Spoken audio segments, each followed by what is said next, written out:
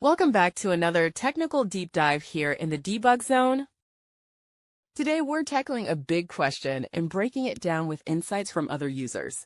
Hopefully this clears up some misconceptions and helps you get the answer you need. So buckle up, stay a little curious, and let's jump right in.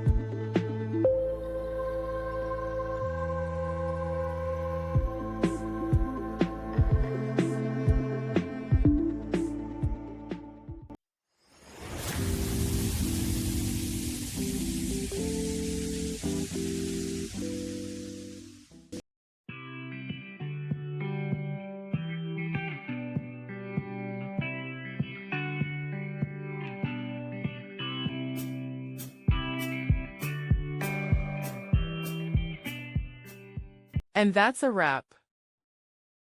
I hope you found the answer you were looking for. If you did, take a second to hit that subscribe button. It really helps out. And let me know in the comments which solution worked best for you. See you next time in the Debug Zone.